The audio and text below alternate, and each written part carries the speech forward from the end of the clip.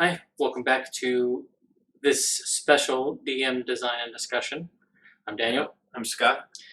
Before we get into the particulars of the design and everything, we wanted to talk about State of the Role Yes. as it came out on Thursday. Yeah. A lot less information than we thought there was going to be. Yeah. We do have the date for the campaign kickoff. Yeah. That's going to be the 21st. So a little over 2 weeks away. It's going to be a good weekend. Yeah. Critical Role back on the Thursday, and Dune opens On Friday. Yeah. All right. Weekend made for Dan. Yeah. We're thinking about going down to IMAX in Phoenix. So, yeah. But yeah, as most people who were into speculating on Critical Role speculated, it's Marquette. Yep. Seemed to get a soft confirmation of what we talked about on Tuesday about guest stars. Okay. Because they talked about multiple storytellers. Yeah. Which led to some later corrections via Twitter. Yeah. And as well as the bombshell? I don't know, big news that they're skipping a Thursday. Yes, the last Thursday of every month. Corrected by Marisha immediately after that won't take effect until 2022. That episode 2 will be October 28th, the last Thursday of October, which makes sense because that's their Halloween episode. They always, dress up for Halloween. Whatever Thursday is closest to Halloween. Well, I was going to say, is that going to pan out, though? But depending on how tight their scheduling and everything is, yeah, then they would know when to do the dress up. Yeah. So. And then, of course, November, it's Thanksgiving. December, it's the holidays where they're usually black anyway. Yeah. So, yeah, 2022, it'll start. But the key thing in that is that he said it doesn't mean we won't be broadcasting. It just means it won't be the main campaign. Yeah. Which our friend Tim and I were discussing before State of the Role. And he thought, and I said, if EXU is an ongoing thing and not a supplemental thing, it's going to be about once a month was the most. He thought it was going to be about twice a month. But that would free up that last Thursday EXU to be what they broadcast. Yeah. So. Although I don't think it's going to be EXU, simply because Marisha said in State of the Role that it gives them a place to experiment with new content. That's true, too. So I think it's going to be something akin to Narrative Telephone or... Pub Draw. Pub Draw, yeah. Something like that. Or Game Ranch. Was that it? Game Ranch, yeah. Yeah. All work, no play, something. Yeah. Which is interesting that they're giving up the Thursday time slot for that rather than expanding to other days. But it could also be they were expanding to those other days at that time because they were launching a new channel, and to fit into Twitch's affiliate program, you have to broadcast a certain number of times in the week. So... I mean, there's a lot of little things in there that are probably wrapped up in, things like that, like the no art reel. And I think it's... I mean, I saw a couple of reasons that might be, but I saw that they had released they released a thing from their legal department about. I didn't get a chance to read it. I didn't get a chance to read it. From what I gathered from the people who seem to, it seems to be standard intellectual property type stuff and on the lenient side of what's standard. But my thought is, yeah, they have to take a little stronger stance on those legal criteria because they're becoming such a big business, because they're now associated with the Critical Role Foundation and the charity. Yes and no. The biggest reason for the change is they are essentially a publisher.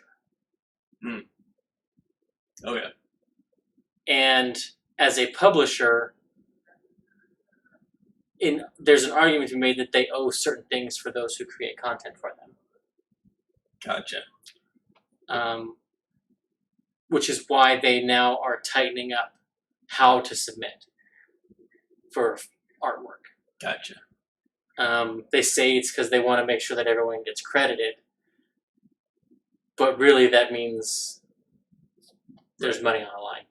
Whether that be immediate, which I doubt, in the fact that for however many hits the art page gets, right, you get so many cents, or in the sense that by contributing to the art reel, you automatically are in consideration for the next art book. Oh, okay. Yeah. And they could just be streamlining that process. Because as I understand it, for the first art book, they had to go back and try to find people. Right. And then get new permissions. Whereas I imagine, again, haven't read it, just it makes sense to me. This one now will be a blanket that going we can forward. Use it yeah, that makes sense. The one is, and if we do, we'll reach out and compensate you and all that stuff. So yeah, the other reason I saw people speculating was that with it being pre-recorded, the art submissions would be so far behind. Yeah. But the thing that I don't agree with that is, even in the things, they did have the new stuff, but they also, like in campaign 2, there was like a couple of times when it showed, there was like several times when it showed pictures from campaign 1. So that's not the big reason, it's not the big reason. But the other potential reason why there's no art reel in the middle of the show anymore is because of whatever partnership they have with Amazon. Because Amazon is a big TV producer now, basically. But the show itself isn't on Amazon, is it? Twitch is owned by Amazon. Oh, okay. That's why your Amazon Prime subscription gives you a free. Okay. Yeah. So whatever development deal, because the thing is if they're going to make a cartoon of the show, it is safer for Amazon and whoever they get to partner with, right, that there is no art showed on the show, so that no one can be accused of stealing a character design or anything like that. So do you think something's going to happen to where Amazon says, hey, you can't stream on YouTube the live simultaneous? Like, it's got to be, the premiere of the show has got to be strictly Twitch? I don't think so. Okay. Because that discussion was already had with Twitch. Because generally Twitch, the Twitch stream terms of service, you can't do that. Generally. Okay. But that's why when they say at the top of the show, if you want to join our moderated chat. Yeah, or official. Yeah, that's why. That's why they do that, so that they're still driving traffic to Twitch. Gotcha. But it's just such a big show, and I imagine YouTube has probably a better compensation for live stream viewing, that they were leaving money on the table. Right. And they're so big at Twitch that they could twist the arm and say, we have 50,000 subscribers. Yeah. Do you want that money to go away? Right. So, and they still have, it's still out to Monday for the VOD on YouTube, right, and a week for the podcast. Yeah. And that's, again, to keep that exclusivity on Twitch. Yeah. So, yeah. I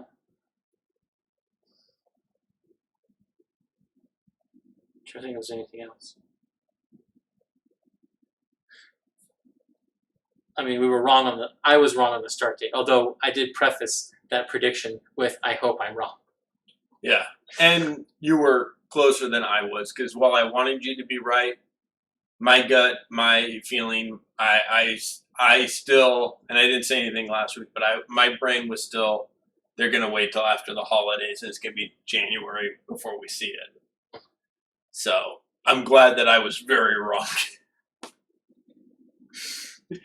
Fair enough. Do we want to get into Citizens of the Imperium? Yeah, let's do it.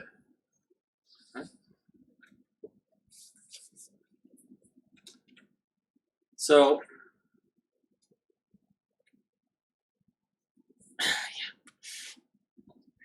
yeah, Rose, you're not the only one. Yes.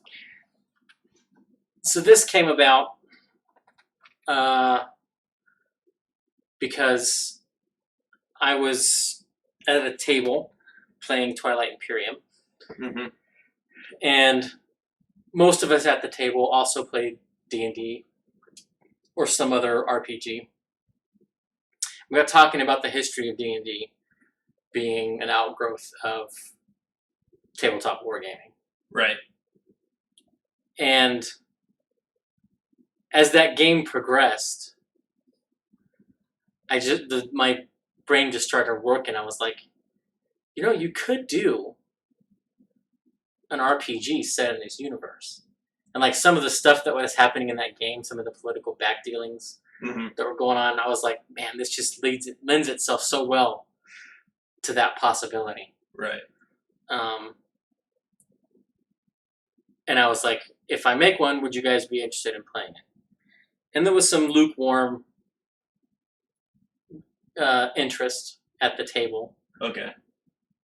And enough that after a week or two of this stewing in the back of my brain, I was like, okay, I need to put something down.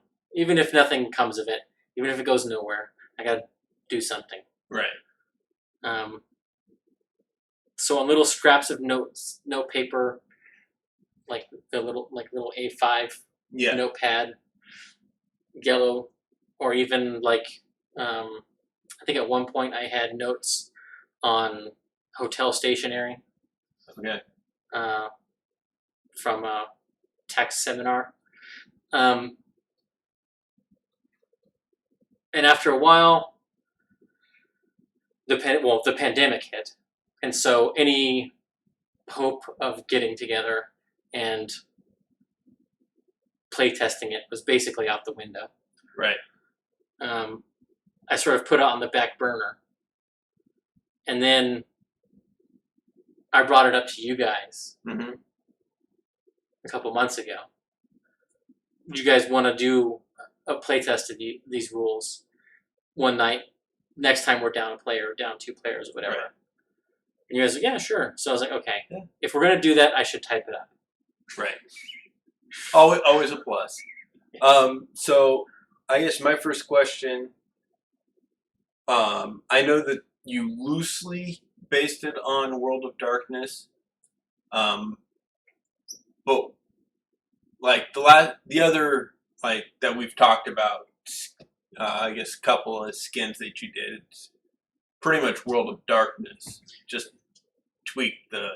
It is very close. What?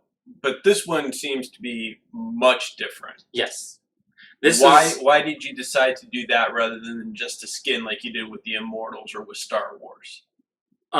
Mainly as a challenge to myself. Okay. I've done a lot of subclass race. Yep. For 5e. I've done reskins of Shadowrun, World of Darkness. Mm-hmm. I have not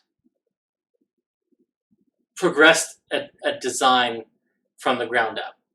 I did some stuff in high school that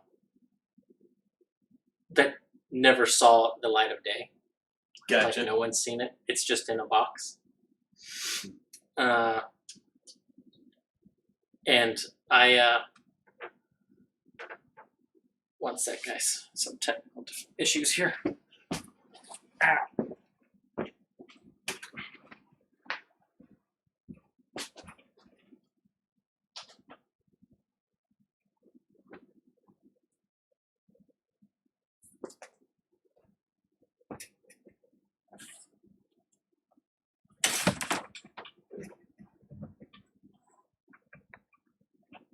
Okay. One second.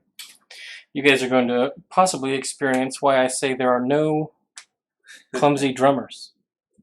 Because when a drummer makes a clumsy mistake, all the drummers, all the percussionists in the section look around and wonder, who did that? And so if you're not watching them, when it happens, you don't see it. You don't know who did it, because all the percussionists are like, I didn't do it. Yep. Anyway, we avoided that mess. Anyway, yeah.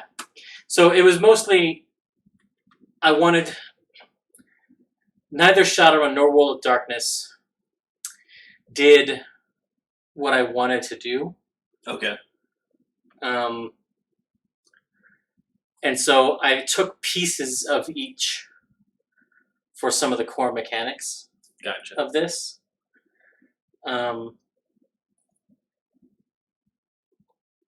And also, one of the things that I wanted to do, and it's very much a gimmick,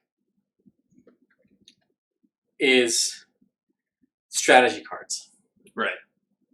Because the board game has strategy cards that you take, and they allow you to do things on your turn. And they also allow the other players at the table to do something. Right. And that's why this first section, after the initial blurb about Twilight Imperium and the idea of action points, which is... Yes, let's... I think I have played one other game that has a concept like action points before. But this one I wanted to be more concrete. Okay. In its application. Mm-hmm. Right.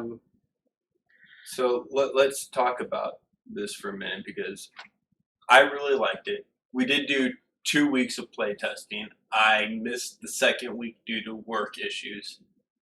But I thoroughly enjoyed the part that I did help play test. So let's talk about the action points and the action cards, and because it really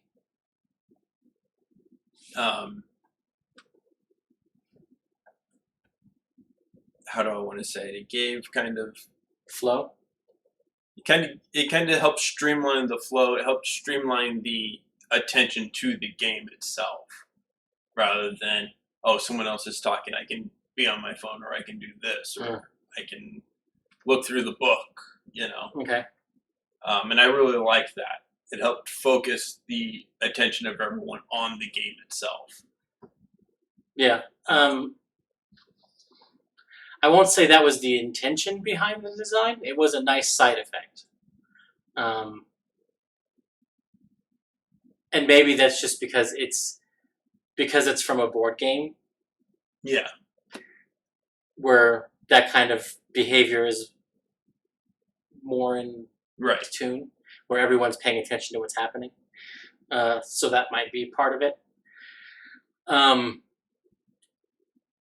And I tried to think about how many times in any scene does a player ask to do something, Right. or that a role is called for. Mm-hmm.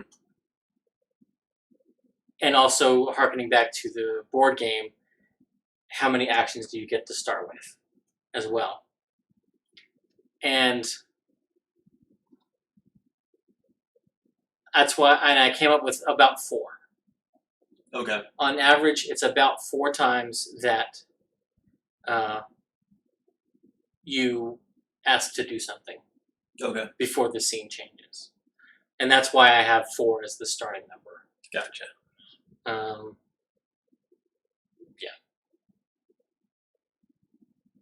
And the cards can change how you do things and what you can do with those action points. Yes. And one of the things that that many of them do, primarily is too strong a word, but a lot of them allow tens to explode. Right. Because that was one of the things that as I was going through this design, that I was like, I don't want dice to automatically explode. I want you to spend something for it. Definitely. And the strategy cards allow for that. Mm-hmm. But the strategy cards allow for that, or they allow for you to get extra action tokens so that you can do more in the scene.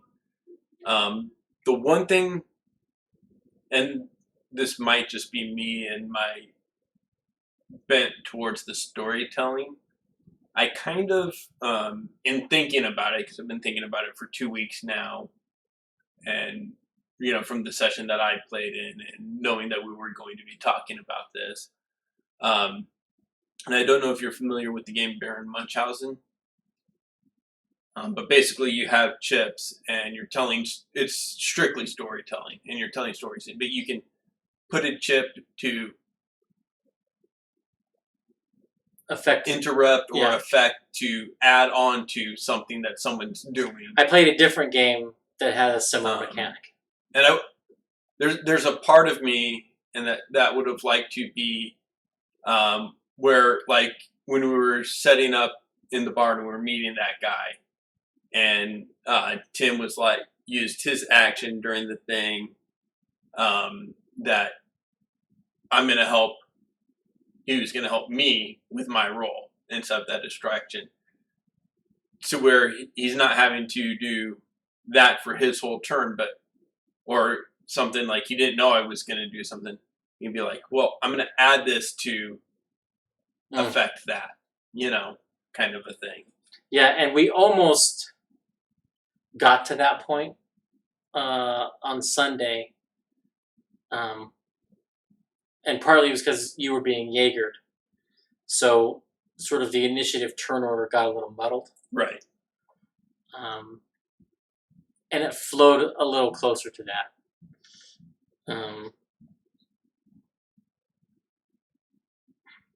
So you're saying, Snoopy, that by taking the card, they get the effect rather than spending it. But what does spending it mean in that sense? If they already have it, what does spending it mean? Is the only issue that I don't quite understand what you're saying. Yeah. But anyway.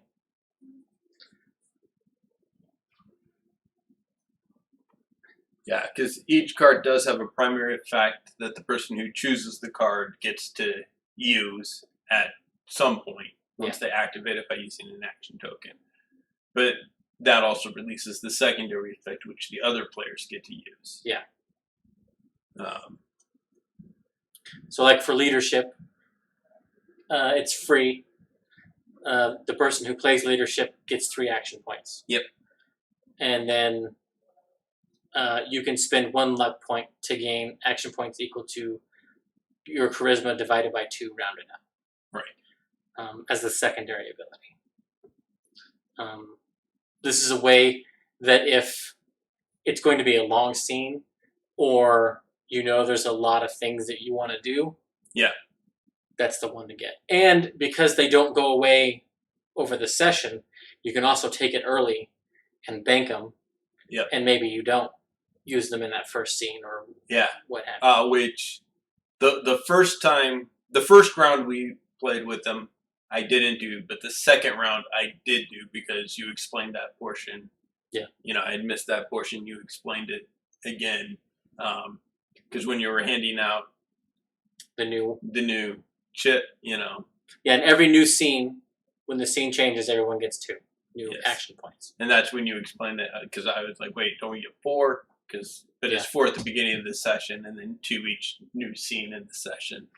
But you bank what you have, and then I was like, okay, and I started hoarding for a couple runs, and then in the big scene, which was that bar scene, I was like, and you get stuff, and I'm doing stuff, you know. Yeah.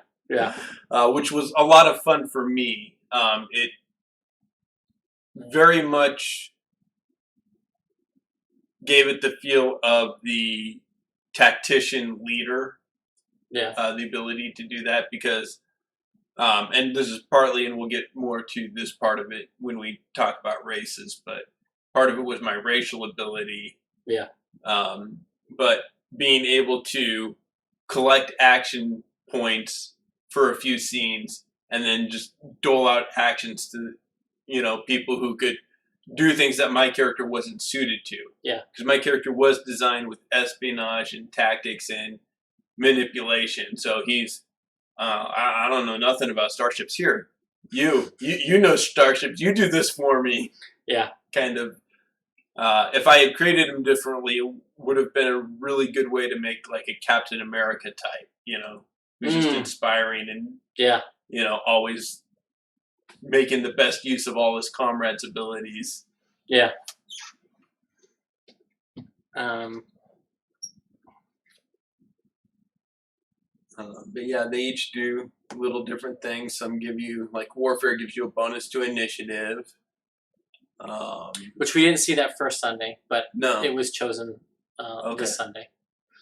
To great effect. It meant the player who took it got to go twice on 2 rounds. Oh, wow. Because of it. So it made a big deal. Yeah. Yeah, that's good.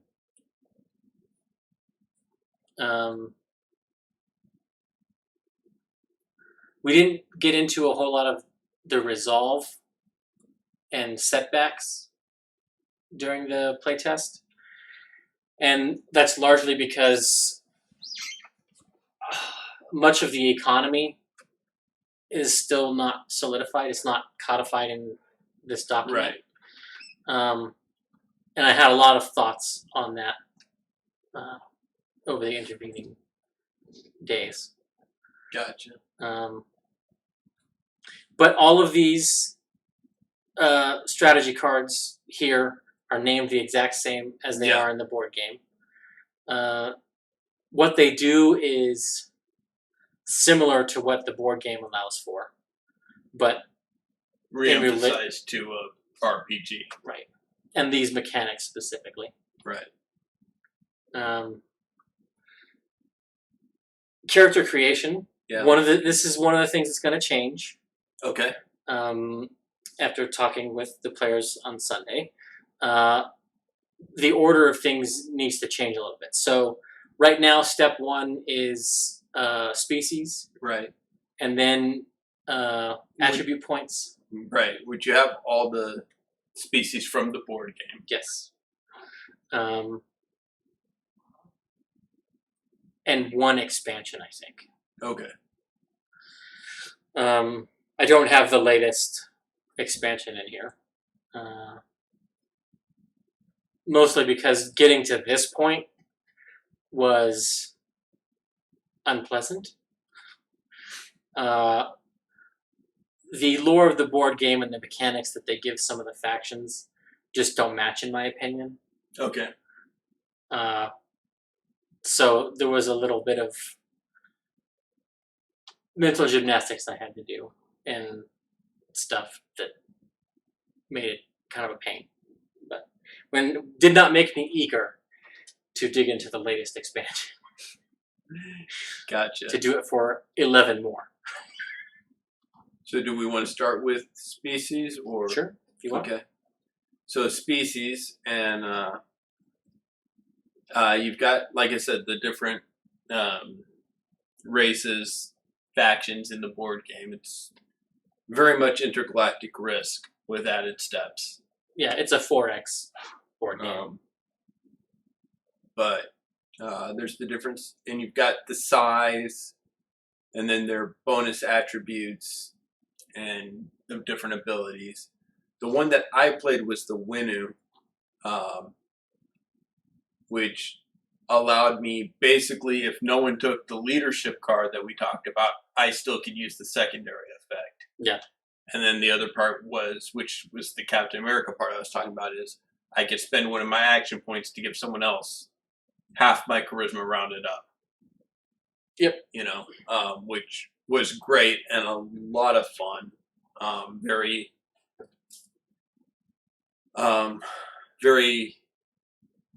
resource driven, very, strategy with how am I going to spend this? Do I want to do these things? Do I want to make sure other people can do their things? Yeah.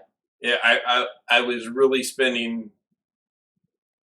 I wasn't really spending my off time thinking about what I'm going to do next. I was spending my off time with how can I make the party better? How can I make us succeed this scene? How can I get, he's almost out. Is he going to be useful later in the scene? Do I need to give him more action points so that he can be? Which I liked, I definitely like the support classes. Bard, Warlock, which, yes, Warlock can be a very support class. It is generally played as a very selfish class, but it can be a very supporting class. Yeah, well, especially with Divine Soul. Divine Soul, and with the Pact of the Or Celestial Warlock, sorry. Yeah. I always get those mixed up. Pact of the Talisman also really bumps up because I can give my talisman to someone else, and then that person gains the benefits of the extra stuff that I would have gotten. And one of the things in retrospect that I need to make clear is the racial abilities also bump the max. Okay. Which we confused and didn't do. Yes, we did not. We just gave ourselves a free point, did not increase the maximum. Yeah. So I need to make that more clear. But the next thing, so I put skills before planetary origin. And the planetary origins give you skills and specialties. Planetary origin should probably be first. Yeah.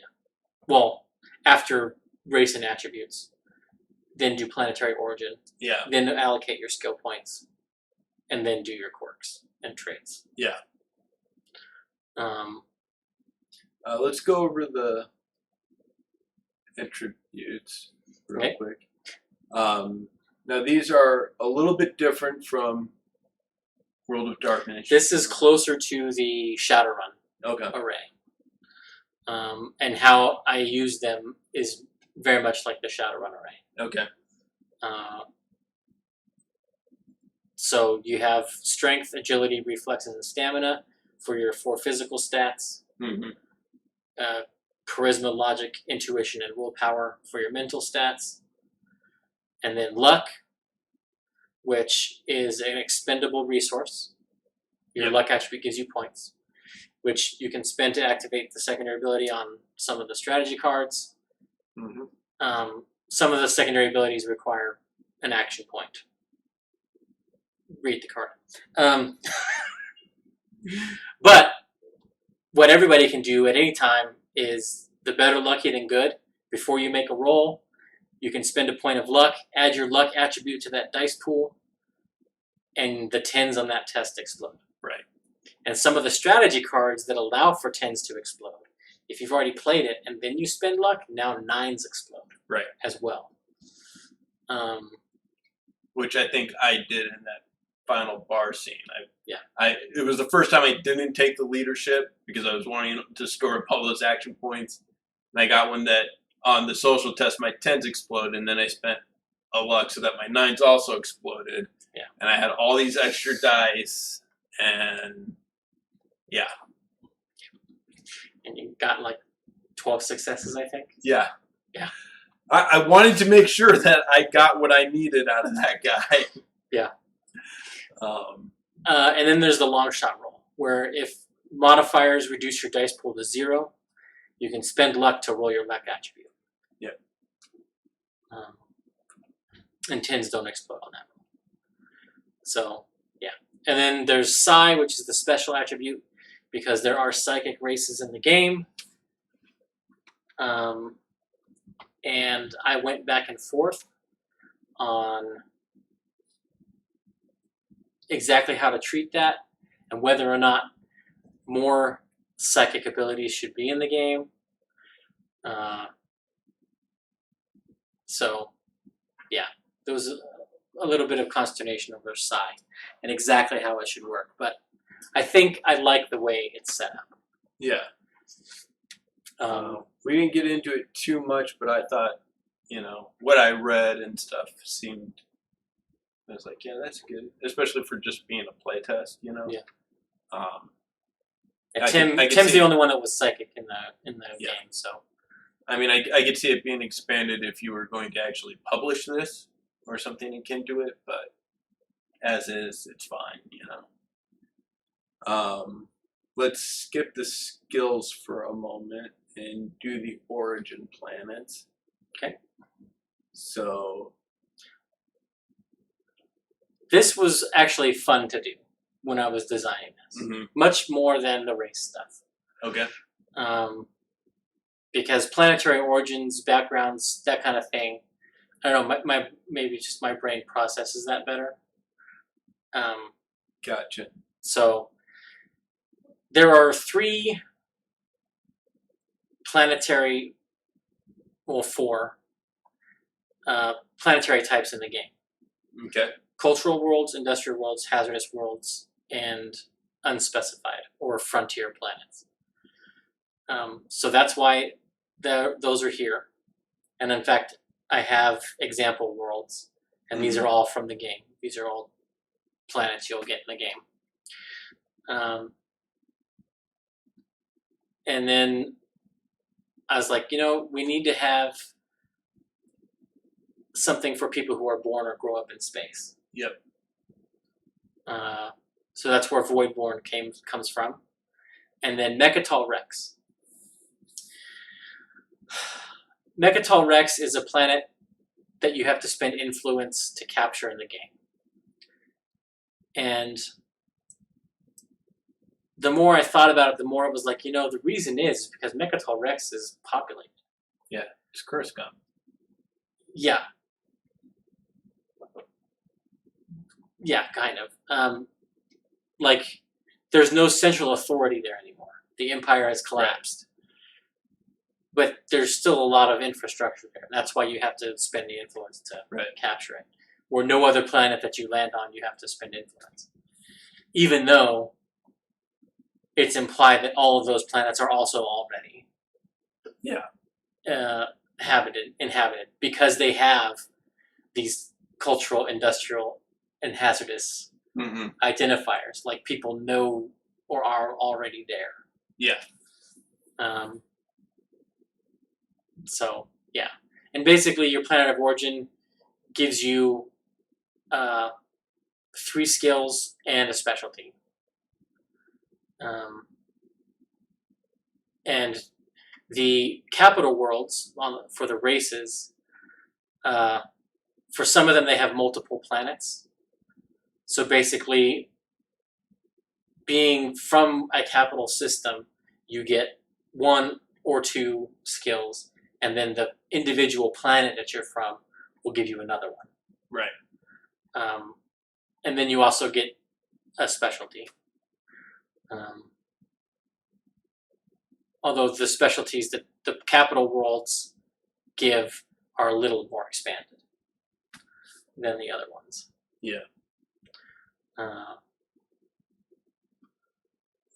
Then we have quirks. so quirks, I wanted to be big mechanical change Mm-hmm. stuff, which is why at the moment you can only get them at character creation. Right. And we were given 7 points to spend on quirks and traits, and quirks were 3 points. Yes. So, and they do big things, like polymath is a Yes. huge one. Yeah. Instead of the -3, it's only a -1 for untrained mental skills. Right. Uh, Yeah, because I took that one because I just wanted to be good at everything, or better at everything. Yeah. And then I took the eidetic memory, which lowers the threshold on memory tests, and which I used in the fact that I really read up and investigated the guy we were meeting. Yeah. And then used all that information to lower the threshold. And when I was trying to talk to him and get him into it before making the deal roll, get him into that place where I set him up. Yeah.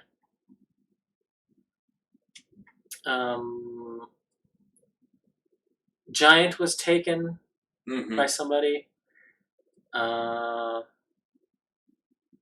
Gearhead was taken by somebody. And I think Lucky was taken by somebody. And I think those are the only ones that people took. Yeah. I think the only negative one is low pain tolerance right now. Yes. And that would give you 3 points to spend elsewhere.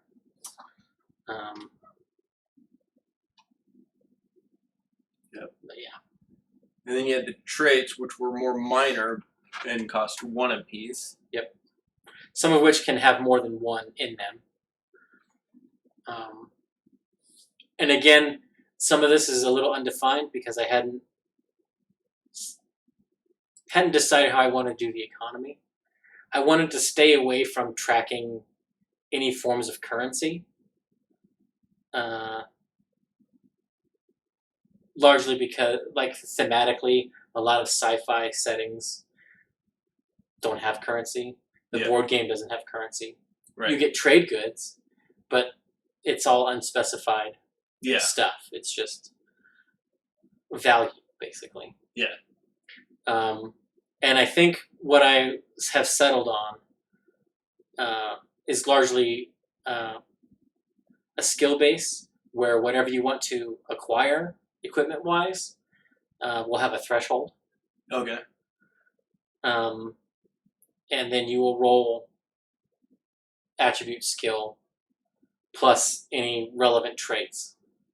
Okay. So plus dots in wealth, points in wealth, or minus points in debt.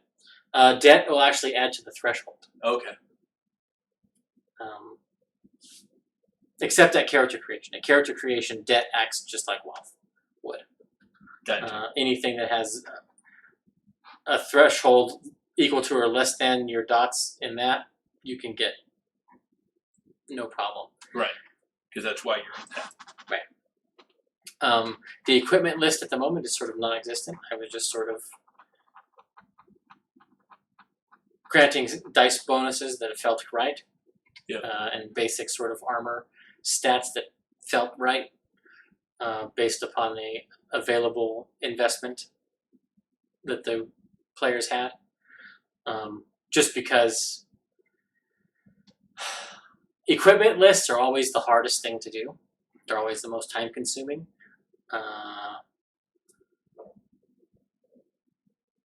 For Fourth World, which we've touched on here a couple times, but I spent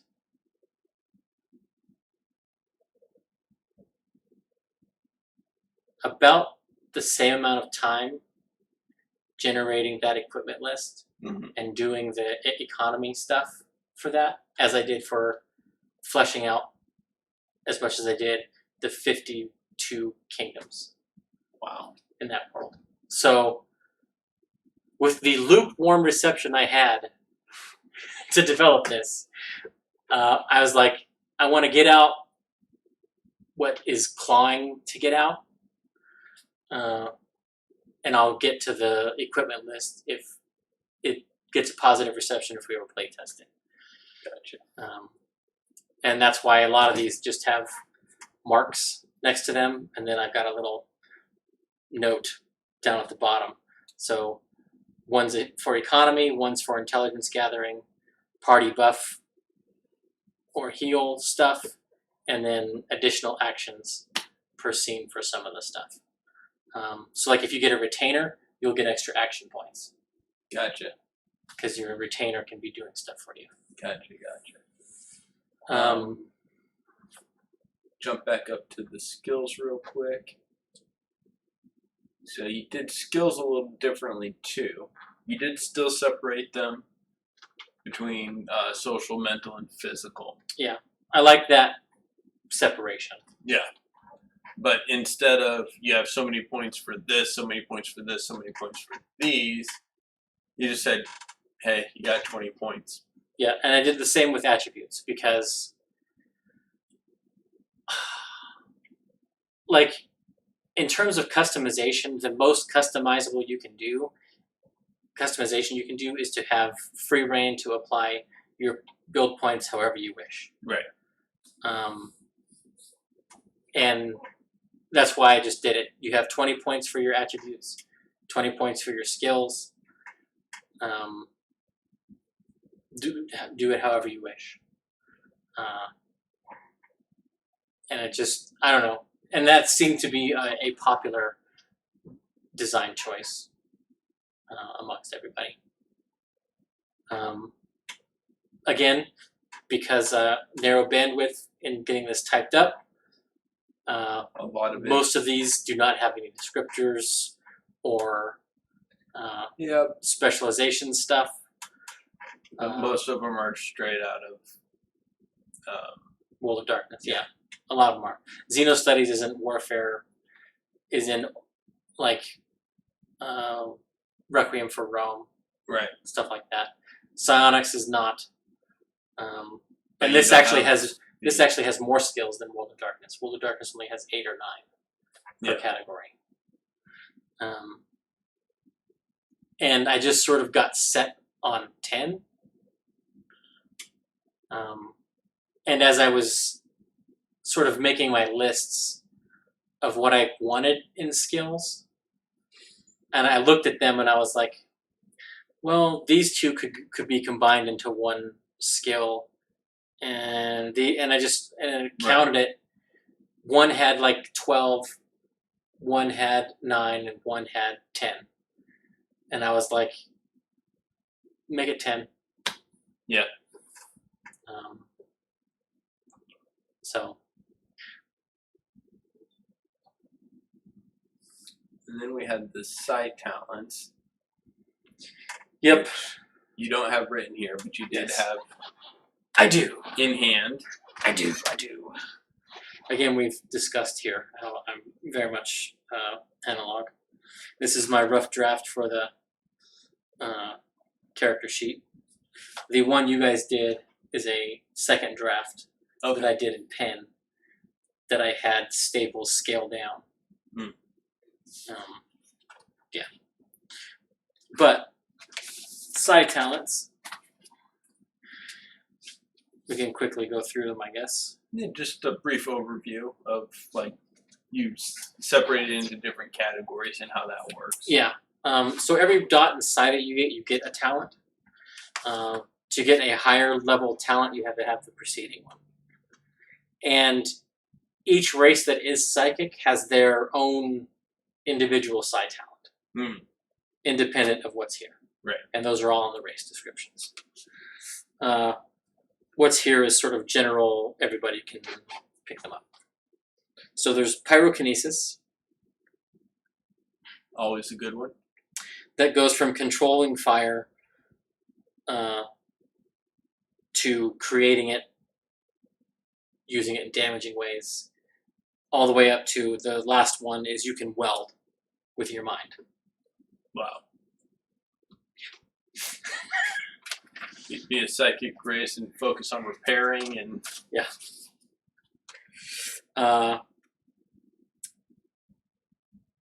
psychic harvesting, where you can take psi points. psionic vampire. At the higher levels, you can actually damage people to take it out. The earlier ones, it doesn't necessarily hurt them, but your harvesting is not efficient. Yeah. If that makes sense. It's the skimming off the surface. Telekinesis, very popular. Always a popular choice. Goes from just extending your reach to a punch, to levitating objects, to the Darth Vader crush. Yep. Yeah, Rose, the psi stuff. Psionics always gets me. It's always my thing. I did not play a psionic in this one. Partially because the race I has wasn't naturally, and I just, with the limited choices and where I was trying to go with my character, it wasn't cost effective for me to drop it. Because you can be latent psychic is a quirk that you can take. Had I built my character to be psionic, it would have justified the cost of that. Yeah. And that race would be really great with if you were going to dump points into psionics. Yeah. You know, especially with the manipulation of the action tokens that they get. Yeah. Psychic surgery is another talent tree. Goes from soothing hands, where you can heal bashing damage or setbacks. Mm-hmm. So resolve damage. To healing lethal damage to aggravated damage. Yeah.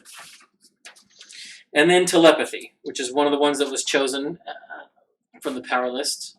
And I had to make a decision on the fly that I think was the right one. And that goes all the way from silent communication to networked minds.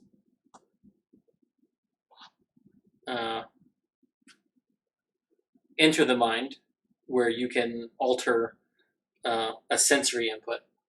So you can make someone hear something, smell something, see something. It's the Obi-Wan. Hear that? Puppet Master, where you can control another person's thoughts. And I think if you, let's see. And just like that, Metallica is playing in my head. Yeah. And then the final one is crowd control. Yeah, where you're influencing multiple people. Yeah.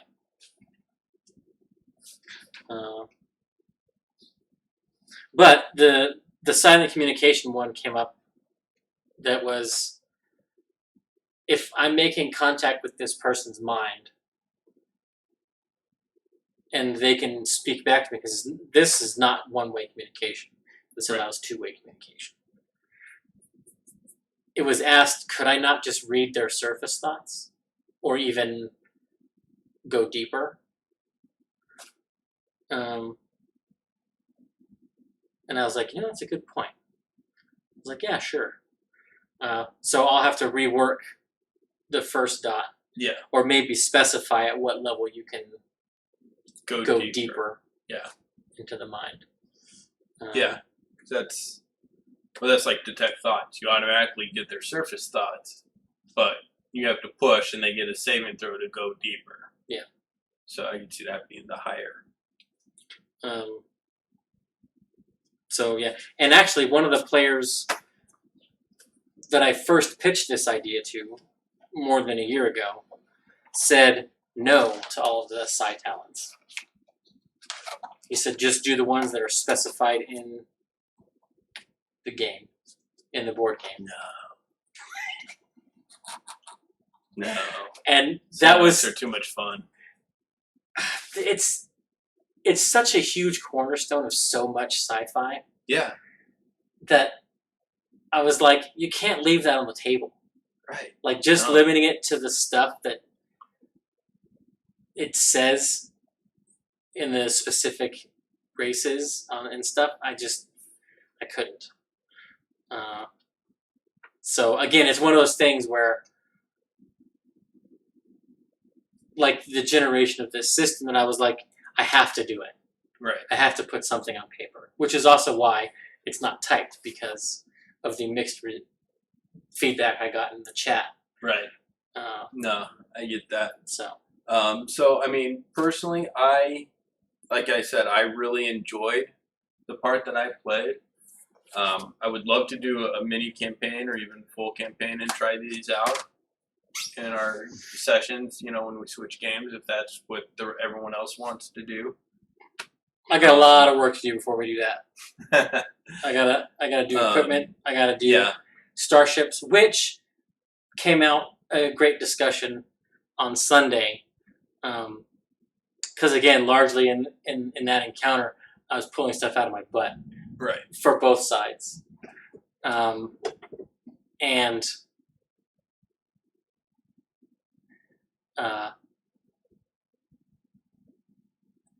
I hit on ships could have quirks and traits. Okay. To define them and make them individual. Because the system I did for Star Wars and starships is great. Mm-hmm. And as a starship designer and who loves that in any system that I can get my hands on, mm-hmm. I love the fiddliness of things, and I scaled back the fiddliness of the Star Wars design, if you can believe it. My first pass was even more... knowing you, I can believe it. Yeah. If it had been anyone else, no. Yeah. So, and having done that once, and in theory could port something like that over to this. Yeah. I wanted something simpler. Right. So for you, both running the playtest and being the creator, how do you feel it went?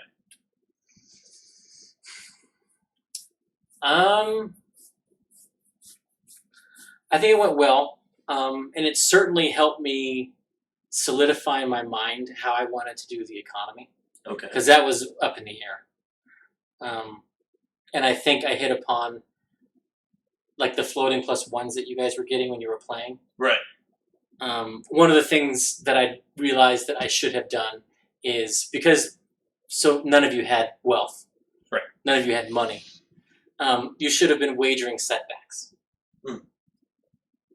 Yeah, you can see that. So if you fail, it's a minor setback or a major setback. So I think that's going to be part of the economy now. Mm-hmm. Okay. Is how it went kind of what you had in mind, or? So, yes and no. Using the strategy cards as initiative to control the flow of play around the table proceeded how I sort of expected it to. Okay. The action points proceeded pretty close to how I expected them to.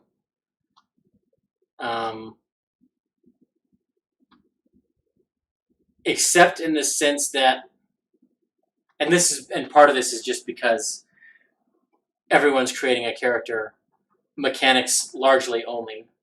Right. So you guys had concepts in mind. Yeah. And on the character sheet, there's what's your secret. Yeah. There's this, and what's your goal, or what, I can't remember what. Yeah, it was a goal and a secret. And... Yeah, so there's that stuff on the character sheet to help you sort of get into character, but I don't know that anyone had a full-on personality ready to inhabit these characters that we worked 40 minutes to make. It was, let's get the mechanics, let's spend the points, let's get to play. Right. So there wasn't as much role play in the sense that there wasn't a lot of talking outside of rolling the dice. Right. But at the same time, that helped progress the story faster. Mm-hmm. And I don't think that's a bad thing. Right. Because it was like, as we were going around, and also part of it in that first session was emphasizing more the strategy cards and table initiative. Yeah. And how that Yeah, worked. we were trying to explore these new things. Yeah, so we were a little more stringent on that, and this last Sunday, because you were gone and you were being Jaegered, that got a little more muddled, and that flowed much closer to what I imagine the system to be when I set it up. Gotcha. People were still spending the action points, and the initiative was still there, but either because one person is playing two characters, it's like, okay, you, and then they would forget which character they were on. But other than that, and that's why your observation at the beginning of this discussion about being able to spend the action points to help in a role, that became closer to what happened. Gotcha. So, and teamwork tests are mentioned, but I don't have a structure in place for that, which is part of that. Yeah, exactly. But the combat went pretty well. I was concerned that rolling initiative every turn might take longer. I was concerned that rolling opposed to hit and then rolling to soak damage would take longer and slow things down, but it didn't. Even though for a lot of it, again, I was pulling dice pools and numbers and out of my butt that just in my brain made sense, and the players at the table agreed with majority of it. Yeah, because I was like, 8, roll 8 dice, and I was like, yeah, that sounds about right. That's what I was thinking. Well, there you go. So, yeah, I think it was very useful for me to have that, to sort of find where the cracks were. And also to see, was any of this worth it? Was any of this a good idea? Because again, the strategy cards, totally a gimmick, totally a holdover from the board game. Didn't necessarily need to be a part of a RPG. But I think it solves a problem at the table of involvement and which is and flow of play. Yeah, where everybody is getting in on the session, where sometimes that doesn't happen. Yeah, it both allows the spotlight guy.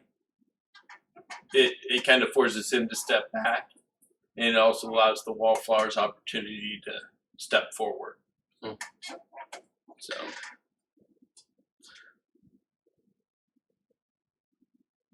So Rose, yes, you were right, because it's not. And I was gonna talk about not putting this on the Discord until it's done. But I might alter that if we try to do a game on Discord and do another on a Thursday night when Critical Role isn't broadcasting. Yeah. Depending on what, if anything, they put in that time slot. Or even a Tuesday for One of the Dark. Since I usually work on Thursdays and have to watch late.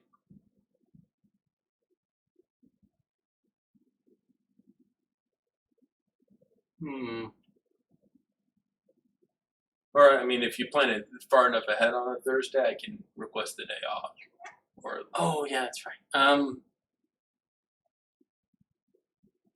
We could do it on Tuesday possibly. We would have to. We would start earlier, and we wouldn't. I don't know if we would do the show right. on that. Well, that would be in place of the show if on a dark day. Yeah. On a dark week. You know what I mean? But we can figure all that out. Yeah, because we don't know what they're doing on those off Thursdays yet. So, Correct. Yeah, I will. If that's of interest, I will put in the work. Yeah, well, like you said at the beginning, it's definitely a world, a history that's ripe for being turned into an RPG. Yeah. All right. Well, we're over. Not that it matters at the moment, but Not till 2022. right. Right window. We will see you guys next week. Bye. Okay.